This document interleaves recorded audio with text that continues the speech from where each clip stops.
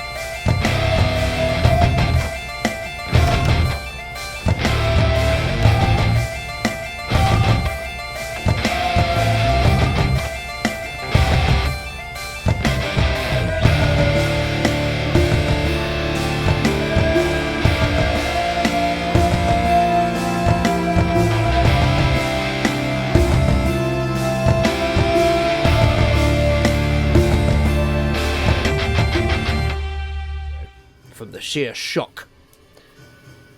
Alright. That's going to be his go as he kind of looks up at you, Thorik, points down to Sergei and goes, "Had enough, have ya?" Okay. I was considering torturing this guy and extracting information for him, but now he's really done it. Sergei, it's actually your go next. So could I please get your first death saving throw? Yes. Would you like me to say it out loud? Yes, please. That'll be a 6, so that'll be a failure. Could you please, therefore, Sergei, share a memory that flashes before Sergei's eyes as he battles with death himself? One of the fonder memories going through Sergei's mind is especially thinking of Sildar himself, and he thinks back to the cave where they first met Sildar and how they threw the head of the bugbear, I believe, into the room to intimidate.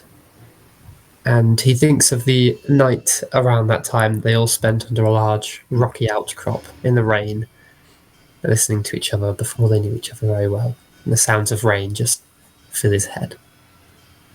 Oh. Let's hope he survives, eh? That was cold. Sorry. That was cold as fuck. I'm so sorry. I feel I had to cut the emotional. Let's hope he survives. That was really mean of me. I'm sorry. No, it was great. Sergei is currently dying. There is a bugbear stood over him, showing off, really, the fact that he's just taken Sergei out. What would you like to do? Me? Yes. Well, the bitch is coming, so brace yourself. How far is he from me? He is... Well, you could certainly engage with him with a move action. So he's up, isn't he? No, he came down. No? He came down. Okay, came good. down, so. I'm definitely engaging him. All right. Ooh. Is it I get to him with my move? Yeah, you get to him in a single move action. Okay. If I rush to him and try and grapple him to get him away from Sergei. Have you got what to sort of drag him around? Body slam him, shove him, one of those actions, just to get him. You could do it. Yeah, I suppose you could do a shove action. Yeah, I guess. Yeah. To get between you and between him and Sergei. Yeah, yeah, you could do that. That would be an opposed athletics check from you, and either an athletic or acrobatics check from him. Oh, good. I like the word athletics. That will do. Come on. Oh, 9. Why did I have to roll so low? He got a 14, I'm afraid, as you charge in, try and kind of bull rush him out of the way, and he just puffs out his chest as you just bounce off of him, and he just kind of starts chuckling to himself. That's definitely a deja vu moment for her. I think that has happened before. Yeah. Oh, she's even more pissed off now. Anything else you'd like to do? Any bonus action or anything? Well, during it, she would have just screamed, "Get away from him." Okay. But yeah, no. That was my... If shove is an action, that was it. Okay. Johann. Sergei's dying. Saga has tried to barge this bugbear out of the way, to no avail. Thorik is steadily making his way down. Or about to. What would you like to do? How far, Wayne? You could certainly engage with him with a move action. Johann's coming. Johann has smelt blood during this encounter, and he likes it.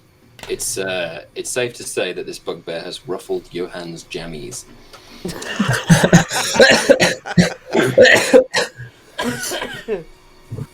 And his eyes have narrowed to very, very small, and just kind of, without thinking, just starts running and Saga!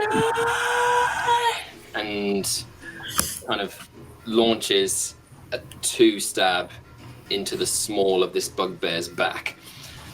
Oh! Get rouged. Yeah. You were about to get rolled, son. All right. So you do have the benefits of flanking because of Saga. What does that get me again? So that's going to give you advantage. Beautiful. Oh, it always happens. Oh, come on. Oh, that's a 12. Oh, Not going to happen, I'm afraid, as he just bats you aside as you charge in. Anything else you'd like to do? Got another one. Go for it. Let's see. Oh. Ho-ho! Yes, that's 24. Much better. Roll for damage for me. On it, sir. On it. With your sneak attack as well. Which is how many d6s? I'm so glad you asked. It is. I rolled it not once, not twice, but thrice. Oh!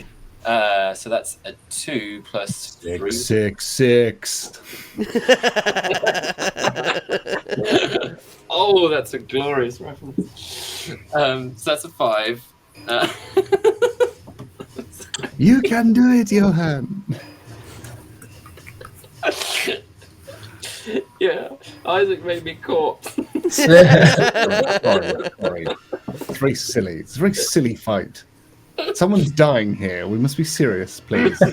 Someone is a corpse here, guys. Right, 5 plus 4 is 9, plus 6 is 15, plus 4 is 19. How are you finishing him? Yeah. So having my sword arm being battered away, I Elden Ring roll so I can get to his back again and plant one between his shoulder blades and bring it down until I get to the small of his back. Oh. Then bring it out. Oh. And then what? that's probably enough nerve damage. You're I'm good. probably still that far ahead. I probably don't need to do much after that. Just let him kind of collapse. And maybe...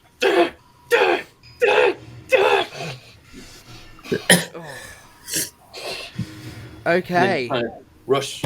Oh, I've got no energy left to rush. I've got no actions left. Yeah, that was my bonus action. So I just kind of worriedly look at Sergei, as that's all I have the energy left to do after that. All right. As Sergei is still currently dying, we'll stay in initiative for a moment.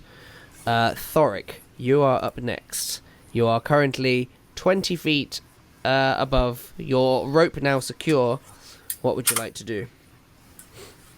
Can I get to him in 30 feet of movement? No. What about the boots? Boots. Striding boots. Boots. It's going to be a lot more boring than that. But like knowing he kind of like almost sort of digs his heel in, thinking that he can do it. Well, actually, there is one way that you could. Go on. And that would be risking damage to yourself by essentially leaping down. I'm going to be much more boring than that, unfortunately, but a lot more effective. What is Sergei's maximum HP, please, James? 30.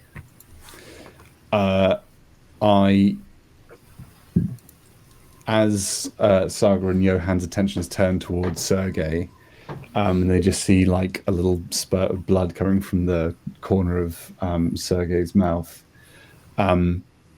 They shield their eyes as a beacon of light appears around Thorik, as I use Channel Divinity and Preserve Life, as within 30 feet, I can divvy out 25 HP of healing to bring people up to as high as half their max. So I instantly bring Sergei up to 15. And I don't know if either of these two need a little juice. I'm 1 hit point off max. Johann, how are you feeling? I'm good. Cool. No, that's fine. That is the best use of that resource. Yeah. Instantly up by 15. All right. Very nice. So I'll bring us out of initiative standing then. with his hammer and shield and just like, stand up, you halfling bastard.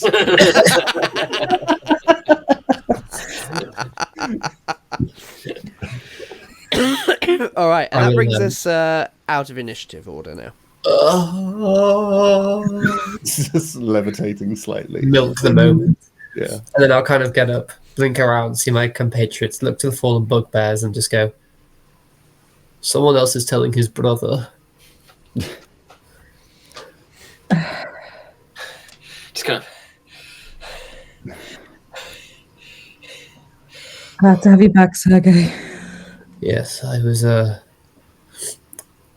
seeing death. And Oh, yes. And how is she?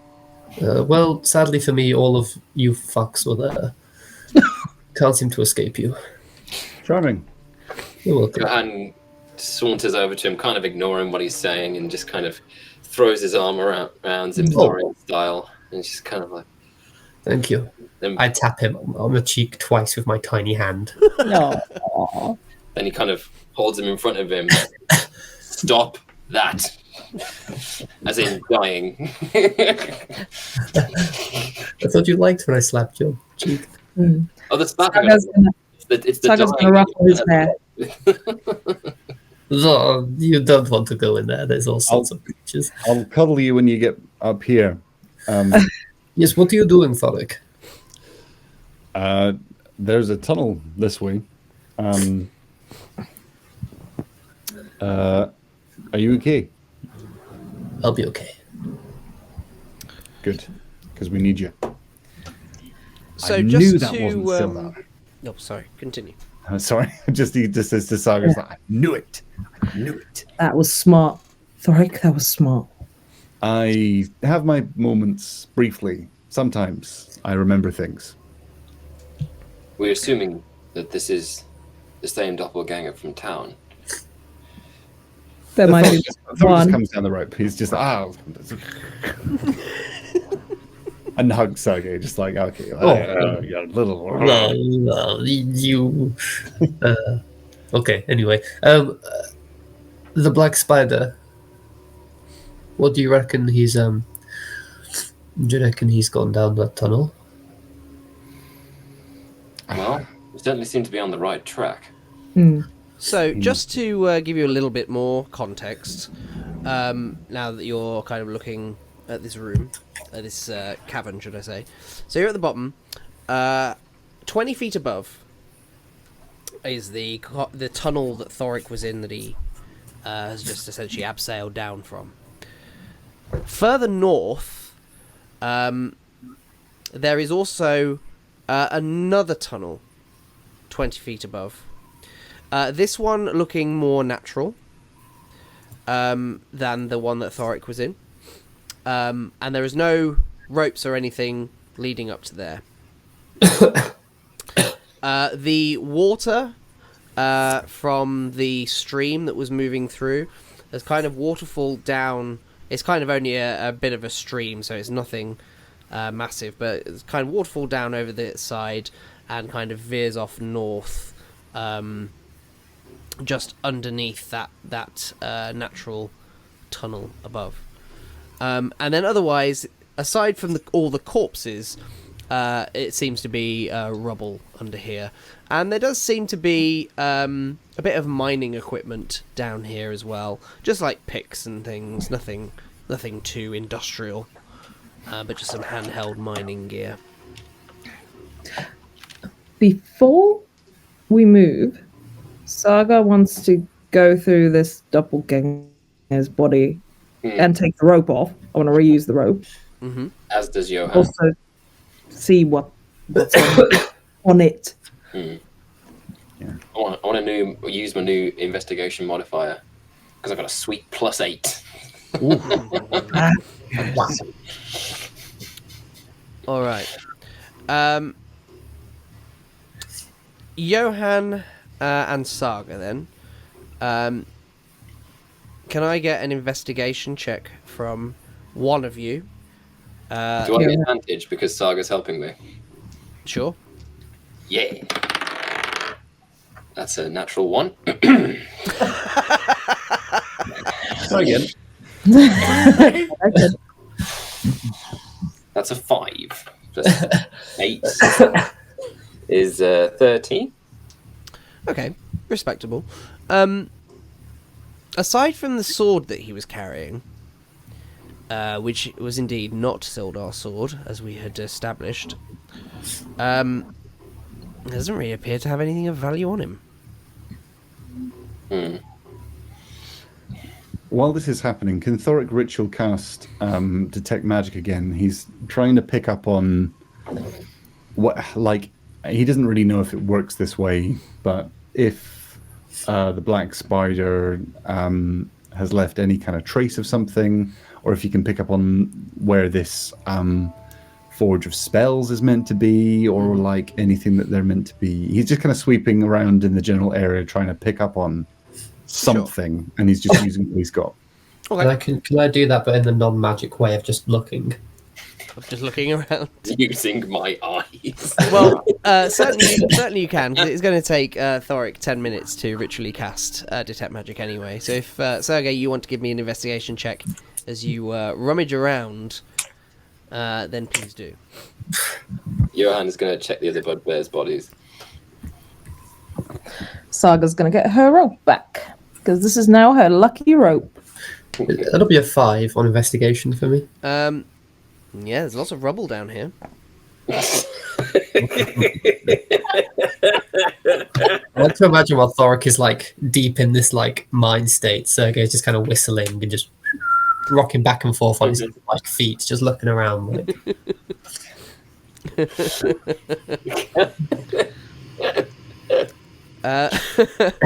I like that boulder.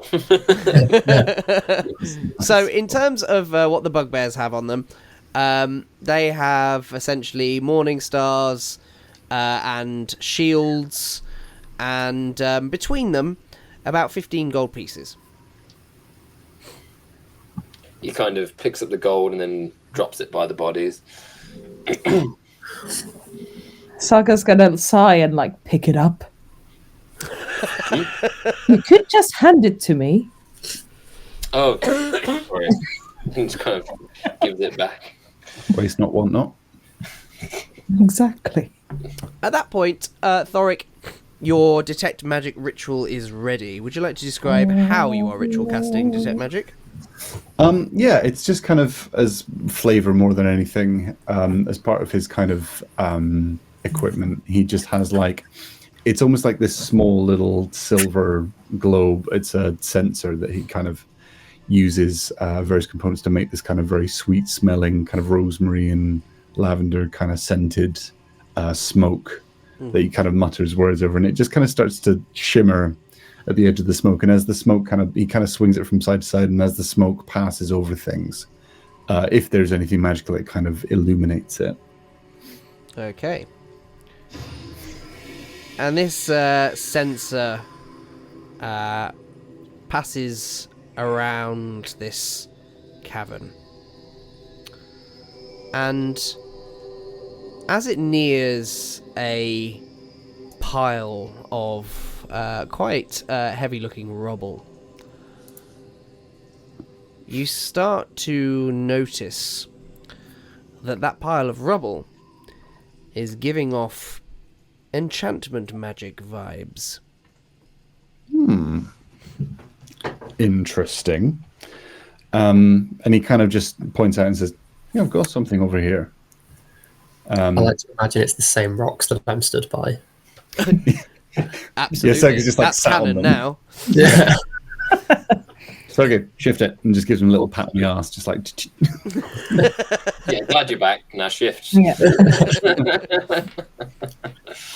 He just says, "Saga, give me a hand with this one." And starts Okay, she does. starts to lift some rocks out of the way. All right. Eventually, you uncover, as you move these heavy bits of rubble, you uncover what looks to be, which you will instantly recognize, Thorik, a crushed skeleton of a dwarf. But interestingly, this skeleton appears to be wearing what can only be described as gauntlets. Silvery gauntlets with gold decor upon them. And what looks to be like a gold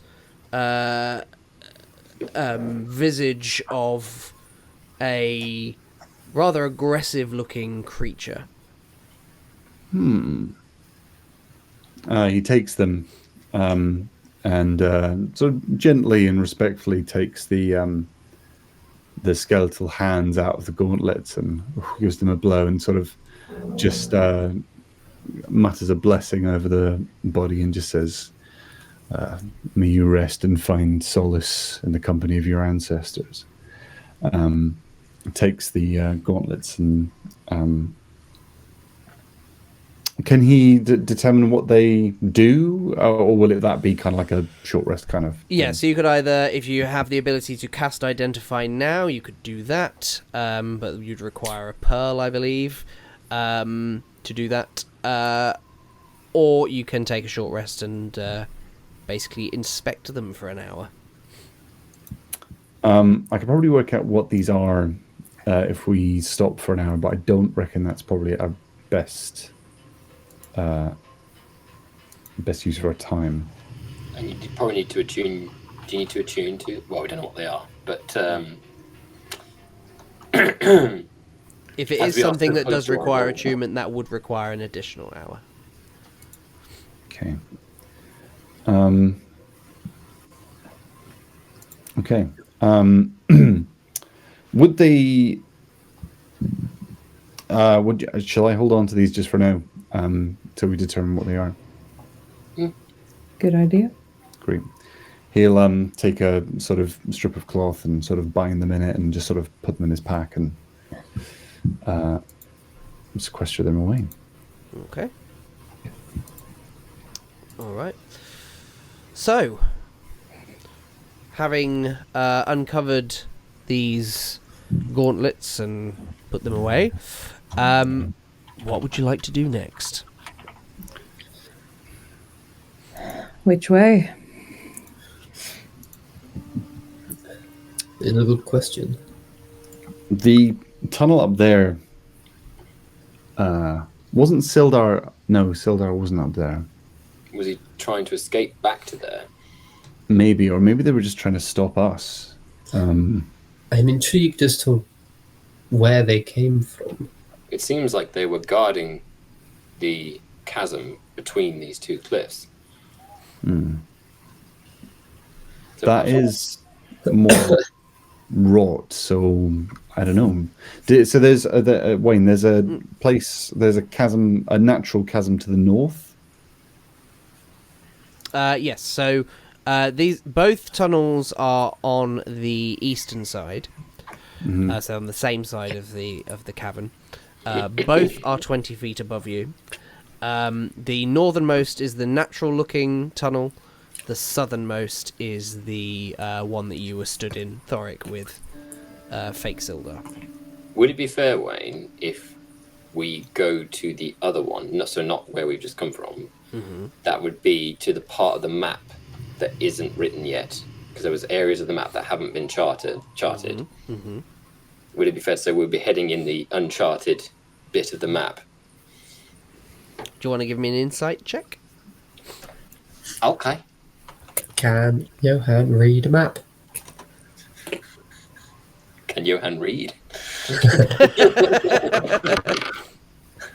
Evidently not. 'Cause that's another natural one. Johann cannot read a map. Well, it's not so much that Johann can't read a map, but it's when you're underground, it's quite easy to lose your sense of orientation. He's looking at the back of the map. Which God, it's a barren, featureless desert out there, isn't it? you've certainly become just a little bit disoriented whilst you're down here. Oh. Would anyone else like to have a look at the map? I am thinking the natural looking way could potentially lead to a opening somewhere or an escape. If you're a dwarf and you're building a fortress, tell me if I'm wrong or right here, Thorik, but surely you would only want one main entrance and exit. So if that dwarven made one is to be believed to be where the exit is, no, what am I saying? So surely we cannot believe that the dwarven way made by the dwarves leads to another exit, because I feel I follow you. a bit far from the entrance. We can check both out. I'm thinking that if we're looking for, I've no idea where this is. It the Forge of Spells? Is that what this is all about? Like, that's what they want from here? Like, that's the source of power here? We've already passed the bellows where the flaming skull was. And we've already kind of come. I feel like we're heading back towards places we have already been somewhere. Like this cave, we sort of passed it. Let's go the northmost way and see what we can see. I agree. That's good. So weird. I will retrieve Gladys because I think I threw her. Okay. Probably. I will find her. And I will retrieve my... do I leave my rope and my pit in there? Might need it. I'll leave it there. I'll leave it there for now. And either send the Rouge or Bunny Hop up to the... Okay. Well, that northernmost one is 20 feet above you, and there is no rope leading up there. So you will need to find a way up there. Is there something to lasso? Well, I mean, it's not necessarily unclimbable, I would say. Okay. But it would obviously require some athletics checks, which, if they go badly, could result in some falling damage. Can I... Okay. Oh, sorry, go on, Saga. Saga's going to try and climb up it, because I can take falling damage, and then I can It's okay if I feed the rope down. So, Okay. All right. Saga, then, could I get an athletics check from you, please? you may. Athletics. 12? Is going to be enough to climb up Yes. steadily. You lose your footing on a couple of occasions, but not enough to fall. As you hoist Good. yourself up onto that the ledge at the top of that wall and the mouth of this tunnel. You can't see a huge amount because it's dark. But you can see that very early on into this tunnel, it does seem to bend around a corner, but that's as much as you can see, Okay. which is really the dim light reflecting off of the various torches that are still burning as of right now, from when you guys first entered the cave on the far side of the chasm. Can I hear any commotion from round the corner? Do you want to give me a perception check, please? Have you thrown a rope down? Saga? Not yet. I'm going to see if there's commotion. Cool. See what I mean? If they attack me while I'm trying to get someone up, I'm trying Yeah. to avoid that. Can I cast light on a stone and throw it like up past Saga? Certainly Good idea. can. 6. All right. I've got blood in my eye. From the slap. Yeah, nothing jumping out at you as to any unusual sounds coming from that way. Cool. I throw a rope down while holding the other end. Just okay. In case someone gets sassy. The other end. All right. So there is now a rope leading up to this tunnel. I will go next. All right. You climb up. Who's next? Me. Johann and then Thorik. Is that the marching order that you'd like to use? Saga, Sergei, Johann, Thorik? As long as Saga's happy to have something lit by Thorik, or carries a torch or whatever. You're muted, or you're casted. You're in the zone of silence. I hand you a coin again. I That's cast easy. light on the coin. Very, very nice. So you doth verily cast your light upon this coin, illuminating this tunnel that leads deeper into the depths. I just wanted to take a quick moment to say a huge, massive thank you to all of our patrons who have brought this show to you today. So a massive thank you from us to you, to Nigel Raggett, Rebecca Hill, James Hamilton, J.R. Belliston, Jason Bradwell, Jason Udall, Chrissy Kirby, Robert Treadwell, and Gary Lloyd. Again, a huge thank you from us for all of your support and making everything that we're doing with this show possible.